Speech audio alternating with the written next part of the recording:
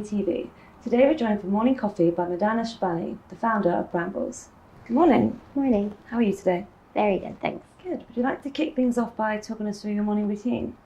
Yeah, sure. I never set an alarm. I have like an internal clock that wakes me up whether I'm on vacation or here. I usually wake up at like 6:30 to 7, and then I have a glass of water with lemon juice and cayenne, and then check my emails, which is awful. I wish I would just stop doing that for the first 30 minutes of being up, but I'm not sure what I think happened between 12:30 and 6:30 a.m., but I still check. And then have a cup of tea, shower, throw on jeans, and head out. Nice. So it's half holistic, half get the emails done. Exactly. Would you like to talk us through the concept of Brambles and how it came about? Sure. I'm a Cali girl. I grew up in California, both northern and southern. And so one of the biggest inspirations as a chef comes from being exposed to like different cultures and ethnic foods and spices, but always being able to balance them out with vegetables and lighten them up. And so when I first came to Dubai, my sisters lived here for 15 years, so I would come and visit her. And I was super excited about getting Indian food and Lebanese food. And after about 10 days, I was like, I just want a salad, and there was nothing around. So Brambles actually started 5 years ago as a juice bar in the MMA Fitness Center. And then it kind of grew. We opened a second location, and then 5 years into it, I got an opportunity to open an actual sit down. And so, amazing. Yeah, so California, a little bit of Cali and Dubai. Oh, lovely. Yeah. And you talked about the food scene in the region here. And what excites you about the scene right now? I think for me, like one of the most exciting things. So after California, I moved to New York, and I was lucky enough to live in 2 different cities that were so neighborhood and community based, and had such a thriving, like unique concepts coming up by people who were actually like chefs or in the industry for a long time. And I think coming to Dubai, one of the things I've noticed, especially in the last few years, is that there's more of these small, like homegrown concepts popping up, and they're very chef-centric. And if you walk into them, you get to meet the guy that actually put the menu together. There's a story behind it. You meet the guy that like put his heart and soul into it. Mm-hmm. And I think like before this happened, you got a lot of big names coming in, but there was never much heart and soul, So it's exciting. It's exciting to get some heart and soul back. So what would your final meal be, or what's your favorite meal ever? My American's gonna come out. Thanksgiving, hands down, and I think it's not just because of the meal itself, which is lovely, because even if you don't eat meat, there's like all these amazing sides, but it's like the entire day, like the whole family getting together and cooking, and then hanging out all day. Like it's one of the, I think, most heartwarming like memories you can have. Yeah. Travel to the States in November sometime. Okay, coming to your house for Thanksgiving, right? Done. Perfect. And what's the achievement that you're most proud of today? I think like every step of the way you kind of like get a little bit proud of yourself, and you also always feel like you could have done more, Mm-hmm. And I think that's with anything you do, at least for me.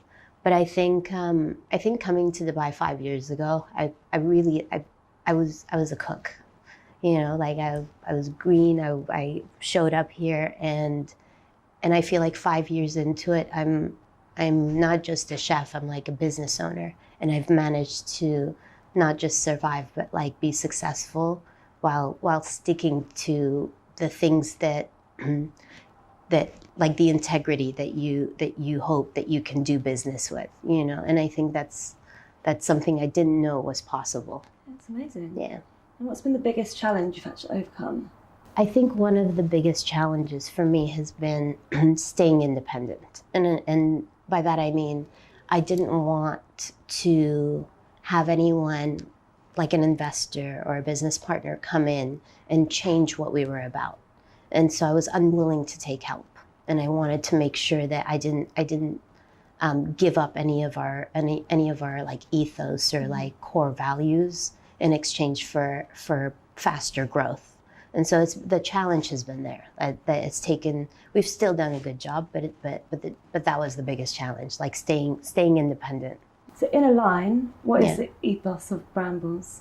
The ethos was to create a neighborhood community place. Yeah, and honestly, at the end of the day, I didn't even care if people wanted to come in and grab a cup of coffee and stay for 10 hours, or if they wanted to not even get a cup of coffee and just come hang out with a book, because I think that's what I was missing most. Oh, amazing. Yeah. And what do you still want to achieve? Personally, I would love to write a cookbook. So that's been the dream for 10 years. And either inside the industry or just in life in general, who inspires you the most? I'm gonna get cheesy. My husband. We just got married a year ago, but we met in Dubai. He's a chef. I told myself I would never date a chef, and I ended up marrying one, of course. But he is kind, he is supportive, and he's patient. And I'm Iranian descent and a woman, so I am not patient and pretty fiery. And so he really balances me out. And what's the motto in life that you live by? I think that if every day you go and you look in the mirror and you can look yourself in the eyes, then you've done a good thing. You've done it. You've had a good day. I think that we have only ourselves to answer to. So be kind, be nice, live with integrity, like when no one's watching, because you have to live with yourself. And so I think sometimes it's hard because if you're not careful, you tend to be reactionary. And so I'm constantly reminding myself to be a series of actions in life rather than a series of reactions. Yeah, lovely. And if you could give your younger self one piece of advice, what would that be? You're on the right track. You're taking a detour. You're taking the scenic route, but you're on the right track. You'll end up where you're supposed to be anyways. And also maybe pay more attention when your mom's cooking. I wish I knew more of her recipes. What do you say no to? I think just injustice, like I have a pretty zero tolerance for anyone being unnecessarily rude or unfair especially to people I care about, But I have it for my staff, I have it for business, I have it for my own family. Like that's my one. It's like it's the one thing I can't be okay with. Okay, this will be our last question for today. Yeah. How would you like the world to remember you? It's tough. I don't know. I don't know that I've ever thought that the world would remember me, but I hope that the people that you come into contact with me leave me for the better, if that makes sense. So whether it's an employee, I'd want them to leave knowing a little more, being a little more confident, knowing that they can achieve more, or the gas station attendant, like saying hi to him and acknowledging, like little things. I just hope that in general, I've kind of changed everyone a little bit for the better. Oh, that's lovely. Thanks. Well, thank you so much for joining us today. Thank you. And thank you for watching. We'll see you next time.